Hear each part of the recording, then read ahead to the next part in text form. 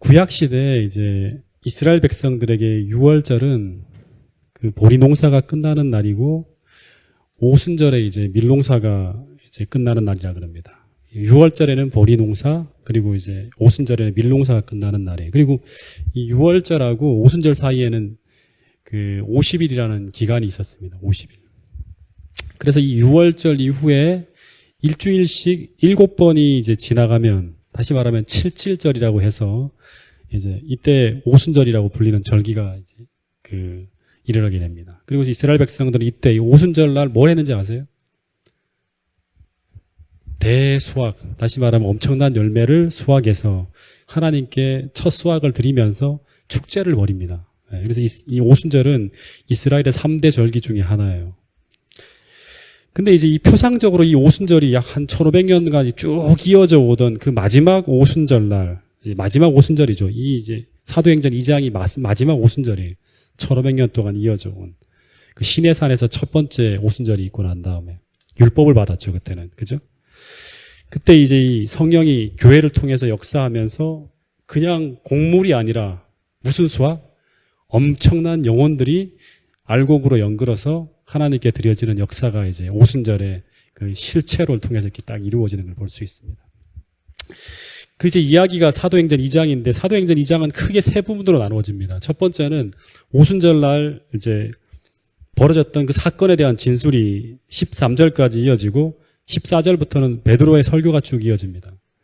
그리고 마지막 42절부터는 베드로의 설교가 끝나고 난 다음에 예루살렘 교회의 생활에 대한 이야기, 이 성령의 역사를 통해서 어떤 변화가 왔는지를 쭉 설명하는 것으로 해서 이 사도행전 2장이 끝나게 됩니다. 그러면 이제 사도행전 2장 그 꿈과 같은 그 역사가 펼쳐지는 사도행전 2장 1절부터 한번 읽어보도록 하겠습니다. 시작. 오순절 날이 이미 이름에 그들이 다 같이 한 곳에 모였더니 호련히 하늘로부터 급하고 강한 바람 같은 소리가 있어 그들이 앉은 온 집에 가득하며 마치 불의 혀처럼 갈라지는 것들이 그들에게 보여 각 사람 위에 하나씩 임하여 있더니 그들이 다 성령의 충만함을 받고 성령이 말하게 하심을 따라 바른 언어들로 말하기를 시작하니라. 예, 여기 이제 2장 1절에 읽어보면 오순절 날이 이름에 저희가 다 같이 한 곳에 모였더니 하는데 이 다 같이라는 말이 지난번에도 제가 한번 말씀드렸지만 이게 영어로 하면 영문 성경을 보면 with one accord라는 말이 있습니다. 다시 말하면 일치하여란 말이에요. 일치하여. 그러니까 제자들 사이에 완전한 연합이 이루어져서 완전히 일치된 목소리로 똑같은 소원을, 똑같은 열망을 가지고 기도했다는 거죠. 이 말씀을 생각하면 제가 어떤 생각을 했냐 그러면 마치 삼위일체 하나님이 품성과 뜻과 목적이 하나였던 것처럼, 그죠? 삼위일체에 있는 것처럼 120명의 성도들이 121체가 되어서 한 목소리로 하나님 앞에 기도하고 있었다는 그 이야기가 이제 2장 1절에 이제 나타나고 있습니다. 그래서 이 연합된 열망으로 기도의 열흘간을 쫙 보내고 있는데 2절에 호련히 하늘로부터 급하고 강한 바람 같은 소리가 있어 저희 앉은 온 집에 가득하며 불의 혀같이 갈라지는 것이 저희에게 보여 각 사람 위에 임하고 있더니 저희가 다 성령의 충만함을 받고 성령이 말하게 하심을 따라 다른 반응으로 말하기를 시작한다는 진술이 나옵니다. 근데 2장 1절에 또 하나 우리가 좀 주목해 봐야 될 단어가 뭐냐 그러면 2장 1절에 호련이라는 말이 나옵니다. 그죠? 성령이 역사할 때 호련히, 호련이라는 말이 이제 나옵니다. 다 같이 기도하고 있었고, 다 같이 기도하고 있는 무리에 호련히 이제 성령이 역사하는 거예요. 이 호련이라는 단어와 함께 오순절이 시작되는데 이 호련이라는 말의 뜻이 뭐죠? 호련히. 호련이라는 말은 예고 없이, 그죠? 뜻밖의 이런 뜻이에요. 다시 말해 이 120명의 신자들이 성령 하나님이 오시는 방법에 대해 아무것도 알지 못했다는 거예요. 그죠? 어떻게 오는지에 대해서 가르침을 받지 않았죠. 그냥 이들이 아는 것은 오직 언젠가 주님께서 약속하신 그때가 이르면 이 성령 하나님이 임할 것이라는 그 하나의 사실만 알고 계속 기도하고 있었어요. 여러분, 마찬가지로 마지막 시대에 우리에게 약속하신 이 늦은비 성령도, 늦은비 성령 하나님도 이 오순절에 임한 그 동일한 방법으로, 다시 말해서 아무도 예상치 못한 방법으로 호련히 뜻밖의 교회에 임하게 될 것이에요. 그래서 우리가 이 늦은비 성령이 내리는 자리에 서기 위해서도 우리가 어떻게 해야 되냐 그러면 날마다 이른비 성령의 호소의 인도하심 속에서 매일같이 순종하며 따라가는 삶을 살아야 한다는 거예요. 그래서 이 늦은비 성령은 이른비의 체험을 통해서 성령 하나님과 함께 있는 사람들에게 마지막 순간에 임하는 거예요. 이게 늦은비 성령입니다.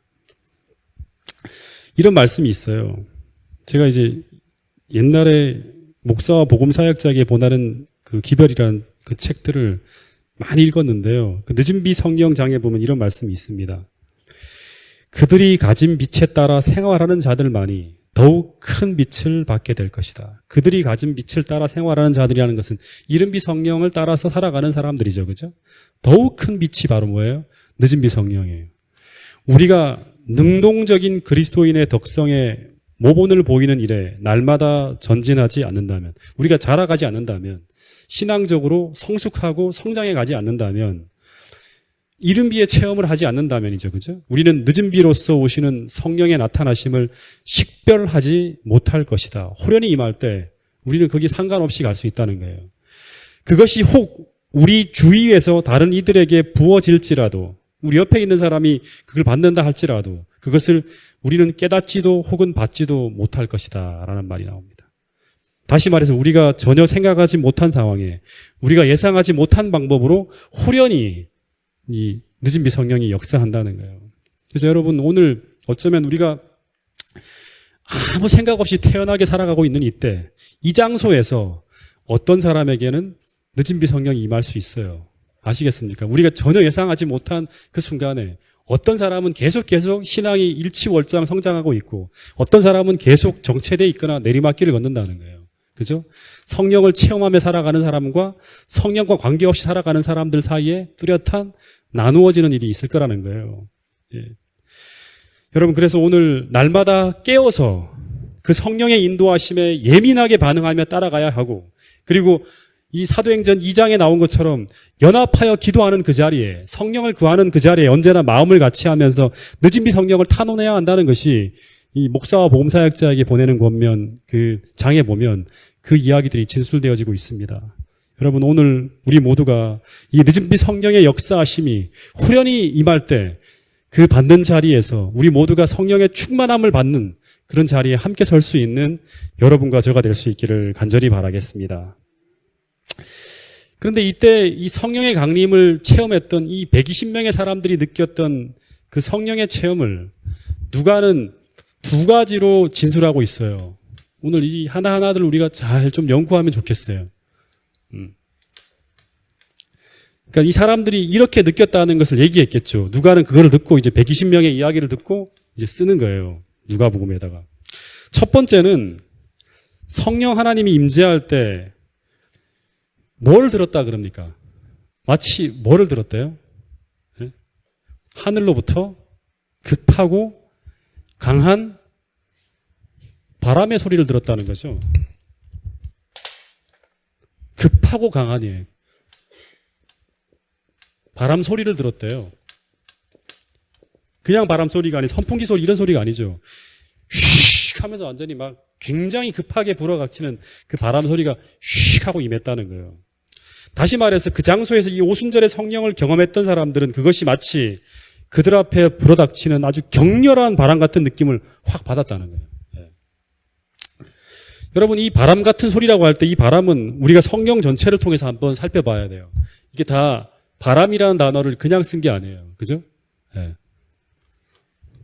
우리가 이 바람은 처음에 언제 나타나죠? 이 바람 소리가, 이 오순절에 불었던 이 바람 소리가 처음 불 때가 언제죠?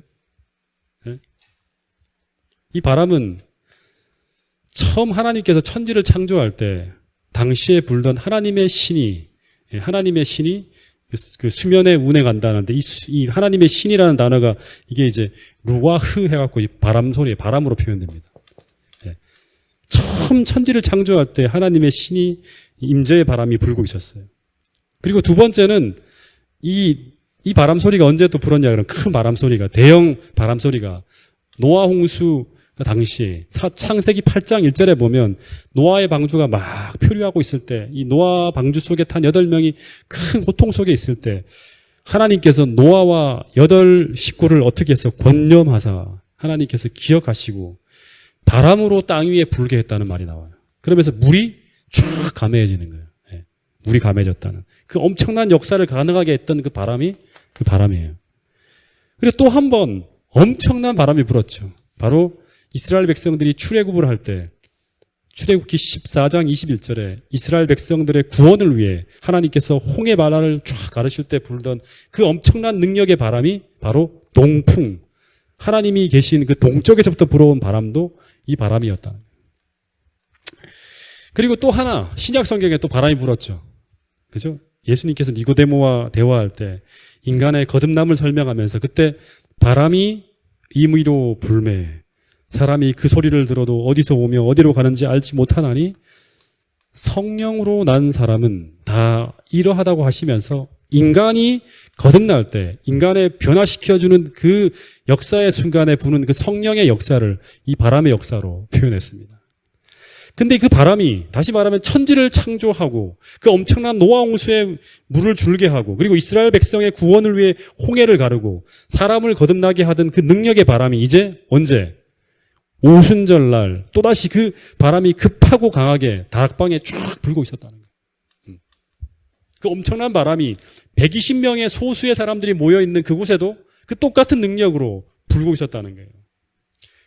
그리고 그 다락에 참여해 기도하던 그 모든 사람들이 이 바람 소리를 듣고 있었다고 성경은 기록하고 있습니다. 모두 다 듣고 있습니다. 여러분, 그래서 그 바람이 불고 난 다음에 나타나는 그들의 모든 특별한 변화는 우연이 아니라 이 바람이 불 때, 이 바람이 불매 나타난 그 성령의 역사임을 모두가 느낄 수 있을 만큼 강력한 성령의 바람이 그 다락에 몰아닥치고 있었어요. 그리고 2절에 보면 이 바람이 제자들이 앉아있는 그 방 안에 어떻게 했다? 가득 찼다고 얘기합니다. 바람이 가득 찼대요. 가득 찼다는 말은 뭐예요? 성령이 충만하게 그 안에 들어왔다는 거죠. 다시 말해서 방 안에 있던 사람들은 모두 이전 공기와 다른 공기를, 다시 말하면 이전의 바람과 다른 바람 소리를 그들은 들었어요. 그 방 안에 가득 채우고 있는 이전 공기와 다른 새로운 분위기를 느낄 수 있었다는 말이에요. 다시 말해 성령의 임재를 모두가 느끼고 있었다는 거예요. 다시 말해 성령의 숨결, 푸뉴마 하는 거죠. 그죠? 성령의 생명력, 성령의 사랑, 성령의 은혜를 참석한 모두가 느끼고 있었다는 거예요. 여러분, 다시 말해서 그분이 이 자리에 오시면, 그렇죠? 이 자리에 오시면 우리 모두도 그 성령 하나님의 임재를 느낄 수 있을까요? 네. 지금과 다른 분위기. 다시 말해 성령의 사랑과 은혜를 우리 모두가 느낄 수 있을까요? 여러분, 오늘 이 저녁에도 우리가 앉아있는 이 자리에, 그리고 이 방송으로 듣고 있는 모든 사람들의 그 설교를 듣고 있는 그 모든 자리에 그 은혜로운 성령의 강한 바람이 불어오게 되기를 간절히 바랍니다. 그리고 우리 모두가 그 성령의 충만한 임재를 함께 느낄 수 있는 그런 여러분과 저가 될 수 있기를 간절히 바라겠습니다. 갈망을 하는 사람들에게, 그죠? 마음을 한 마음으로 모아서 성령의 임재를 위해서 헌신하고 기도하는 그 자리에 성령의 바람이 분다는 사실을 꼭 기억할 수 있게 되기를 간절히 바라겠습니다. 또 하나 3절에 보면 이 급하고 강한 바람 소리뿐 아니라 그때 그 120명의 사람들이 이제 추억하겠죠. 그때 너무나 특별한 이제 경험을 했기 때문에 충격적인 또 하나의 진술이 나타나는데 소리만이 아니라 눈으로 보여지는 어떤 가시적인 현상이 있었어요. 3절에 보면 바람 소리 말고 눈으로 보여지는 건 뭐였죠? 이 바람 소리가 막 부는데 사람들이 와 하면서 막 쳐다보는데 주변의 사람들 머리 위에 불의 혀같이 갈라지는 것이 저희 각 사람에게 이제 보였다는 거예요. 그죠? 각 사람의 위에 불의 혀같이 갈라지는 것이 쫙 내리고 있는 걸 보는 거예요. 여러분, 이 불의 혀라는 말, 네. 불의 혀라는 이제 말은, 이 말씀은 이제 이 하나님의 임재가 불의 혀로 나타났다는 거예요. 그죠? 네. 여러분, 이 불로써 하나님이 임재하시며 나타난 장이 이제 나타난 장면이 성경에 몇 번 보입니다. 그 여러 가지가 있는데 이제 아주 옛날에 보면 출애굽기 3장에 보면 모세가 하나님 앞에서 이제 하나님의 임재를 탁 볼 때 그때 불 붙는 떨기나무 앞에서 하나님이 임재로 하나님이 이제 불 붙는 떨기나무의 형태로 이제 모세 앞에 임재하시는 장면을 모세가 보죠, 그죠? 그리고 이 불을 보면서 모세가 어떻게 합니까? 신을 벗고 하나님의 임재를 깊이 느끼면서 자신을 하나님 앞에 성별하는 장면이 나옵니다. 그리고 이 불이 최초로 나온 건 어디죠? 하나님의 임재의 불이 최초로 나온 장면. 에덴 동산의 그 화염검, 이 불칼이죠. 그죠? 그때도 하나님의 임재의 상징이 바로 불이었습니다. 그리고 지성소 안에 쉐키나의 영광. 그 다음에 출애굽 광야에서 불기둥. 전부 다 하나님의 임재하심의 상징이 전부 다 불로 나타나고 있어요. 그죠? 그리고 또 하나 아주 이런 조용한 불이 아니라 아주 막 강력한 불이 한번 내린 적도 있죠. 하나님의 임재의 상징으로. 언제? 강력하게 막 땅의 흙을 막 다 삼키고 다 태워버리고 도랑에 물을 확 핥아버리고 재물을 태우는 그런 엄청난 불의 역사가 한번 일어난 적이 있죠. 예, 맞아요, 집사님. 그 열왕기상 18장의 엘리야의 기도에, 그죠? 하나님의 임재의 상징인 불이 제단에 떨어지는 장면이 나옵니다. 그래서 이 하나님의 임재했다는 상징이 바로 불로서 나타나요, 항상. 불로서. 그리고 이 불이 나타나면 이스라엘은 정결케 되고, 그죠? 자신을 성별하게 되고, 그리고 능력이 부어지고, 그리고 모든 것이 상황들이 변화되어집니다. 불이 역사하면. 그래서 불을 막 간절하게 구하는 거예요. 엘리야가 하나님 불로서 응답해달라고 막 기도하는 거죠. 그죠? 이 불이 나타나면 이스라엘은 정결케 되어지고, 그죠? 능력이 부어지고, 그리고 모든 것이 변화되어지는 거예요. 바알과 아스타롯의 선지자들이 다 사라지는 거예요. 이스라엘을 뒤덮었다. 그리고 그래서 이 침례 요한이 이스라엘 백성들에게 누가복음 3장 16절에서 나는 물로서 침례를 주거니와 내 뒤에 오시는 이는 무엇으로 침례를 준다? 불로서 침례를 준다 했어요. 이 불은 바로 하나님의 임재의 상징이에요.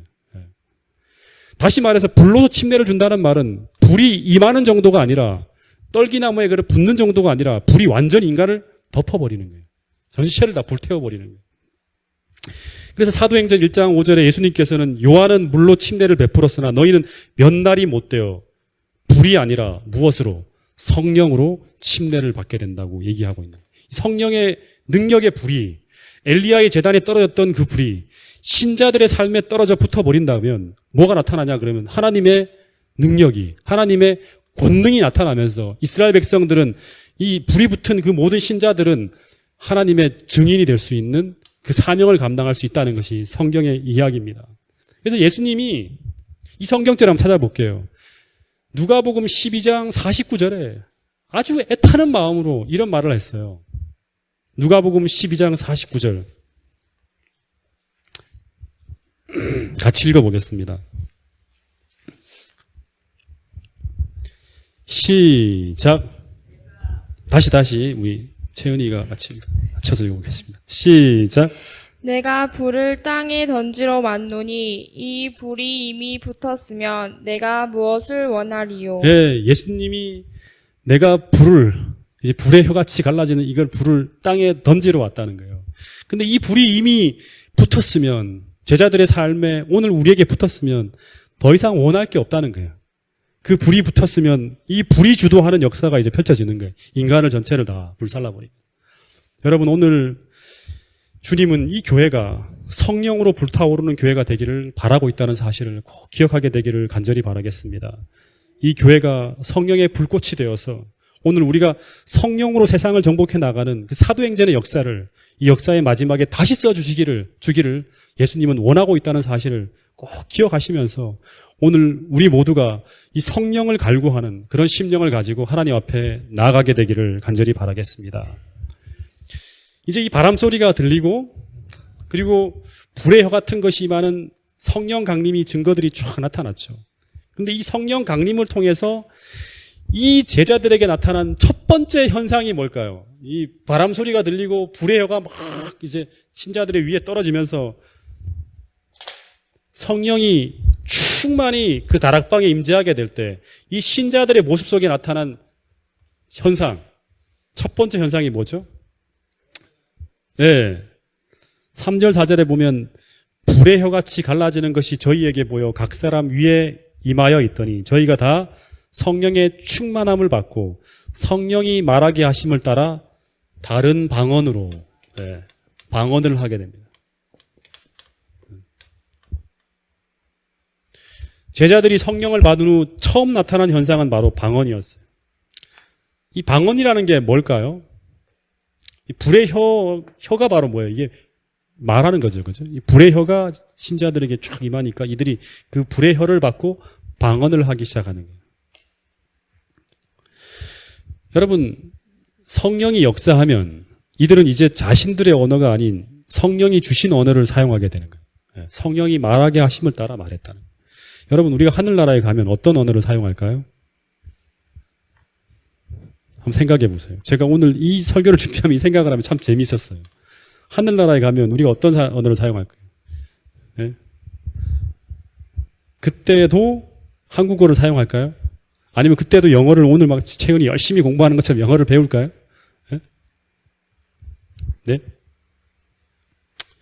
여러분, 언어가 이렇게 나누어지게 된 것이 언제죠? 네. 원래 하나님은 인류가 이런 다양한 언어를 사용하는 것이 하나님의 뜻이 아니었어요. 언어가 나누어진 것은 죄의 결과, 다시 말하면 인간의 타락의 결과로 언어가 나누어진 거예요. 원래 성경을 보면 창세기 10장까지 원래 언어는 다 하나였어요. 그죠? 전 세계가 하나의 언어를 사용했다. 이게 이제 성경의 창세기 10장의 진술이에요. 근데 이 언어가 나누어지게 된 계기는 창세기 11장에 인류가 연합해서 하나님을 도전하면서 바벨탑을 쌓아갈 때 하나님께서 인간이 서로 협력하여 소통하면서 뭐라는 거예요? 하나님을 도전하는 이 일을 막기 위해서 이들의 협력과 소통을 방해하기 위해서 이들의 언어를 다르게 만드는, 다시 말하면 이제 제가 이 생각을 했어요. 오순절과 정반대로 성령이 역사해서 이들의 언어를 다 흩어버리는 게 바로 창세기 11장의 역사였어요. 바벨탑에서. 그죠? 그래서 아마 제가 생각할 때 아마 이때 창세기 11장에 이때도 이들에게 급하고 강한 바람 같은 것이 바람이 불었을 것이고, 그리고 불의 혀같이 갈라지는 영이 이들에게 역사하게 됐을지 몰라요. 그리고 이들의 언어가 그 다음에 그 결과가 뭐예요? 혼잡하게 되는 거예요. 그죠? 다시 말 이들이 말을 하는데 전혀 알아들을 수 없는 말을 이제 하기 시작하는 거예요. 여러분, 그래서 사람들이 언어가 달라지면서 하나님이 전 세계로 흩어지라 했잖아요. 드디어 이제 흩어질 수밖에 없게 되는 거예요.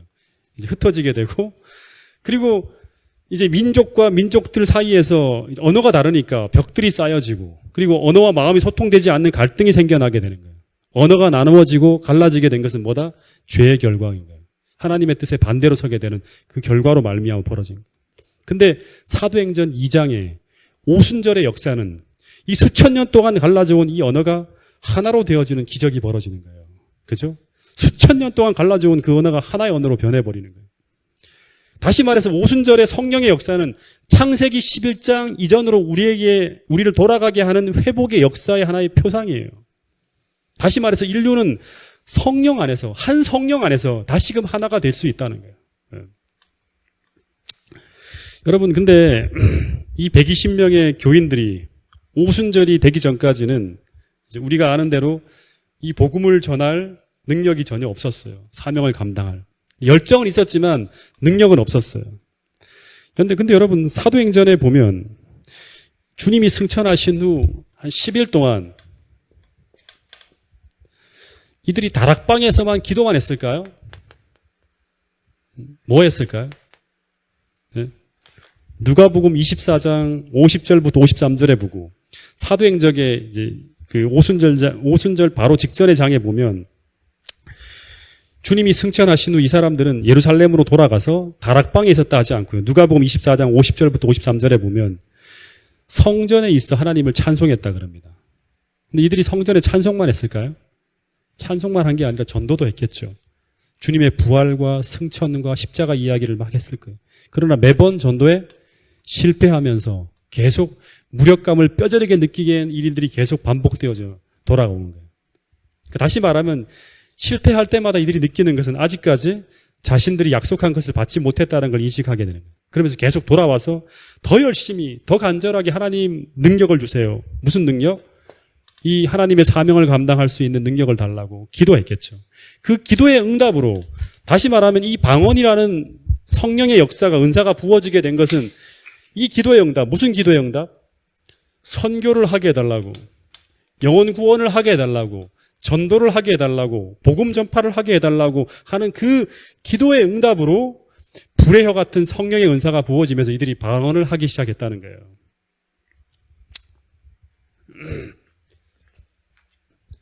그러니까 성령이 부어지는 것은 바로 뭐냐 그러면 이들이 선교를 하기 위해서, 영혼 구원을 하기 위해서 이들이 움직이기 시작할 때 그 목적으로 방언이라는 성령의 충만한 역사가 부어졌다는 거예요. 그리고 본문 4절을 다시 한번 읽어보겠습니다. 이 성령 방언을 받는 부분을 조금만 한 번 더, 한 단어만 좀 더 생각을 해볼게요. 4절, 시작. 그들이 다 성령의 충만함을 받고 성령이 말하게 하심을 따라 다른 언어들도 말하기를 시작하니라. 네. 다시 말해서 이들이 방언을 하고 있다는 것은 여기 다 성령의 충만함을 받고 성령이 말하게 하심을 따라 다른 방언으로 말하기 시작하니라고 합니다. 다시 말해서 이들이 방언을 하고 있다는 기적보다 더 중요한 것은 뭐냐 그러면 이들이 성령의 말하게 하심을 따라 다른 방언으로 말하기 시작했다고 합니다. 성령의 말하게 하심을 따라. 다시 말해 이들은 자신이 말하고 싶은 방언으로 하는 것이 아니라 성령의 말하게 하심을 따라 성령이 원하는 방언을 말하기 시작했다는 거예요. 이 한 가지 사실은 이들이 전부 성령의 의지에 붙잡혀 있는 거예요. 여러분, 우리가 성령께 자신의 의지를 내어드릴 때 방언만 하는 것이 아니라 마지막 시대에 법정에 서게 될 때 예수님이 이런 말을 했죠. 성령 하나님이 어떻게 우리를 도와준다? 마지막에 우리가 이제 그 새천사의 기별을 막 증거하다가 잡혀서 법정에 서게 되는 일이 벌어질 때 그때 어떤 일이 벌어진다고 했죠? 그때 성령 하나님은 우리의 입술을 통제하시면서 우리가 무엇을 말해야 될지 가르쳐 주실 거라고 했어요. 그래서 주님은 그때 우리가 무엇을 말할까, 어떻게 대답할까, 뭐 하지 말라? 염려하지 말라고, 두려워하지 말라고. 그 이유는 성령 하나님께서 너에게 무엇을 말해야 할지를 가르쳐 주실 거라고. 다시 말해 그때도 우리는 성령의 말하게 하심을 따라서 말할 수 있을 거라는 거예요. 다시 말하면 성령께 자신의 의지를 완전히 드린 사람은 성령에 주시는 은혜, 그 은혜로 말미암아 우리의 말이 아니라 하늘의 언어, 다시 말하면 하나님이 주시는 말들만을 하는 사람이 될 수 있는 거죠. 그죠? 그래서 오늘 우리 모두가 이 교회가 우리의 입술에, 우리 성도들의 모든 우리의 입술에 성령의 기름의 부음을 받아서 오늘 우리가 말하는 그 모든 것들이 성령의 말하게 하심을 따라서 말할 수 있는 사람들이 다 될 수 있기를 간절히 바라겠습니다. 이 교회의 모든 모인 사람들이 천사의 언어만을 쓸 수 있는 그런 역사가 이 성령의 역사를 통해서 이루어질 수 있을 거라고 성경은 말하고 있습니다. 그래서 이들이 이제 방언을 시작하는데 5절부터 쭉 한번 읽어볼게요. 5절부터 신속하게 한번 쭉 읽어보겠습니다. 자, 시작. 그때 경건한 유대인들이 천하 각국으로부터 와서 예루살렘에 머물러 있더니. 왜 예루살렘에 오고 했죠? 오순절이기 때문에 다 모이는 거예요. 6절. 이 소리가 남의 어떤 소리? 방언 소리가 나는 거예요. 네, 계속. 큰 무리가 모여 각각 자기의 방언으로 제자들이 말하는 것을 듣고 소동하여 다 놀라 신기하게 여겨 이르되 보라, 이 말하는 사람들이 다 갈릴리 사람이 아니냐. 우리가 우리 각 사람이 난 곳 방언으로 듣게 되는 것이 어찌 됨이냐.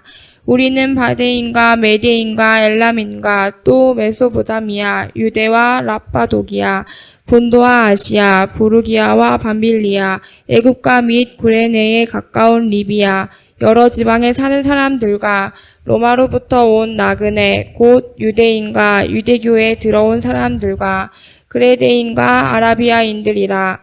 우리가 다 우리의 각 언어로 하나님의 큰 일을 말함을 듣는도다 하고 다 놀라며 당황하여 서로 이르되 이 어찌 된 일이냐 하며 또 어떤 이들은 조롱하여 이르되 그들이 새 술에 취하였다 하더라. 예. 자, 여기까지만 오늘 좀 하도록 하겠습니다. 여러분, 이들이 한 방언은 하나님께서 특별히 선교의 장애를 없애버리는 초자연적인 능력으로 하나님이 주신 능력이었어요. 그죠? 그래서 이 방언은 뭐다? 외국어예요. 그리고 이 방언을 통해서 사람들과 서로 소통할 수 있게끔 만든 거예요. 그죠? 언어의 장벽을 다 허물어 버린 거죠. 그 이유는 바로 뭐다? 선교의 장애가 되었기 때문에, 언어가. 예. 그래서 이 선교를 위해서 이 성령의 역사가 부어졌다는 게 굉장히 우리가 중요하게 생각해야 될 하나예요. 두 번째 또 하나 우리가 기억해야 될 것은 뭐냐 그러면 성령은 선교를 위해 움직일 때 그 현장에 함께 한다는 거예요. 다시 말하면 우리가 성령의 충만한 경험을 하나님께서 함께 하시는 그 성령의 체험을 하기 위해서는 우리가 어떻게 해야 된다? 이 선교하는 그러한 마인드를 가지고 우리 움직일 때 성령을 체험할 수 있다는 거예요. 그래서 교회에 성령이 부어지는 이유, 목적은 복음 전파, 선교를 위해서라는 것이 우리가 꼭 기억해야 될 첫 번째 포인트라는 사실을 놓치지 말아야 해요. 그래서 여러분, 교회는 반드시 선교적이어야 돼요. 예. 그러니까 우리의 모든 생각, 움직임, 초기 교회는 움직임, 조직 구성, 자금의 흐름 모두 내부적으로 흘러가는 것이 아니라 외부적, 선교적으로 다 흘러가야 돼요. 그렇죠? 그래야 교회는 성령의 역사를 경험하면서 더 생기 있게 부흥할 수 있다는 것이 사도행전 1장, 2장을 통해서 보여주는 아주 중요한 포인트들입니다. 요 한 가지 예화만 좀 드리고 나머지 부분들은 좀 더우니까 내일 좀 하도록 하겠습니다. 내일이 아니라 금요일 날. 어떤 사람이 독수리 새끼를 잡아서 이렇게 닭장에 넣고 병아리들과 함께 길렀대요. 독수리 새끼를 잡아가고. 그래서 이 독수리 새끼는 자신이 이 독수리라는 정체성을 상실하고 얌전하게 이 닭들의 세계에서 적응하게 되는 거예요. 그래서 독수리는 다른 닭들과 마찬가지로 마당에서 모이를 먹고 함가롭게 걷고 산책하다가 해가 딱 저물면 닭장 안에서 닭들과 더불어 함께 자는 거예요. 근데 어느 날 시원한 바람이 불어오더니 갑자기 위로 독수리 몇 마리가 하늘을 비상하며 날아가는 거예요. 그 모습을 쫙 지켜보다가 이 새끼 독수리의 눈빛이 빛나기 시작했다 그럽니다. 그리고 잠시 후에 두 날개를 쫙 편 이 새끼 독수리가 자신의 동료들을 따라서 창공으로 높이 치솟아 쫙 날아갔다는 거예요. 그래서 수평선 너머로 날아가는 거예요. 그리고 그 독수리는 다시는 그 닭장으로 돌아오지 않았다 그럽니다. 여러분 마찬가지로 여러분 이스라엘 백성들은 이 하나님의 교회죠, 그죠? 이스라엘 백성들은 하나님 백성으로 선택된 특별한 존재들이에요. 성령을 통해서 특별한 체험을 하면서 능력 있게 살아가고 세계를 이렇게 비상하면서 나가는 굉장히 위대한 하나님의 백성들이었어요. 선택된 특별한 존재들이었다는 거예요. 근데 이스라엘의 쭉 역사를 보면 이스라엘 백성들은 세상의 자녀들과 다름없이 똑같은 모습으로 살아가는 거예요. 닭장 안에서 그냥 모이 쪼으면서 날지 않는 거예요. 날지 않는 거예요. 세상을 향해서 홀로 날지 못하고 이 땅의 삶에 만족하면서 4,000년 동안 거의 이제 뭐 하여튼 1,500년, 2,000년 이상의 역사를 닭장 안에 갇혀 살아가고 있었다 그럽니다. 여러분, 근데 어느 날 그들에게 뭐가 불어올 때, 이스라엘 백성들로 하여금 특별한 하나님의 백성이 되게 하기 위해서, 교회가 교회다워지기 위해서 뭐가 불어올 때? 성령의 바람이 불어올 때, 이제 이들은 하나님의 자녀로서의 능력을 깨닫고 날개를 펴기 시작하면서 비상하기 시작하는 거예요. 그리고 인류 역사상 전무후무한 성령의 역사가 펼쳐지면서 온 세상을 휘젓고 다니면서 하나님의 복음이 전파되어지는 위대한 일들이 벌어지기 시작하는 거예요. 여러분, 교회란 무엇인가? 교회는요, 사람들이 모여 있는 곳이 아니고, 지난번에 말씀드린 것처럼 교회의 본질 세 가지를 이제 하나님의 불러냄을 받은 무리들이 가지고 하나님 앞에 기도할 때, 거기에 반드시 뭐가 임해야 되냐 그러면 성령이 역사해서, 성령이 주도하면서, 성령이 능력을 쏟아부으면서, 성령의 힘으로 이끌어가는 곳이 바로 뭐냐 그러면 교회예요. 그래서 이 성령의 역사가 신자들의 삶에서 사라지면, 그곳엔 교회의 모습이 나타나지 않아요. 영적 메마름, 영적 곤고, 영적 기근이 찾아온다는 거예요. 여러분 마찬가지로 이 교회의 역사가 흘러가면서 이 성령의 경험에서 교회가 점점 멀어지게 되자 성령의 은사는 줄어들기 시작합니다. 우리가 계시록을 공부하면서 배웠죠, 그죠? 그리고 그 결과 세상과 타협하게 되고 배도가 나타나게 되었다고 기독교 역사는 증언하고 있습니다. 여러분, 이 교회가 교회다워지기 위해서 교회엔 반드시 성령의 불이 붙어야 합니다. 그리고 오늘 예수님이 누가복음 12장 49절인가요? 내가 이 불을 땅에 던지러 왔다고, 그리고 이 불이 이미 우리의 심지에 붙었다면 내가 무엇을 더 바라리요? 라고 말씀하시고 계십니다. 여러분, 우리 동작중앙교회 모든 성도들의 관심이 내가 아닌 영혼 구원에 맞춰주게 되기를 간절히 바라겠습니다. 다시 말해서 먼저 그의 나라와 그의 의를 구하는 방향으로 돌려지게 되기를 간절히 바랍니다.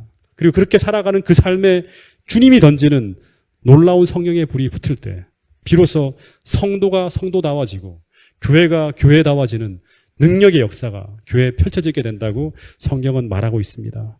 이 성령의 불꽃이 이 어두워져가는 세상에 우리의 삶을 통해서 불붙기 시작하고 교회에 불타오르는 놀라운 역사가 2016년에 꼭 이 교회에 임하게 되기를 간절히 바라면서 오늘 말씀을 줄이도록 하겠습니다.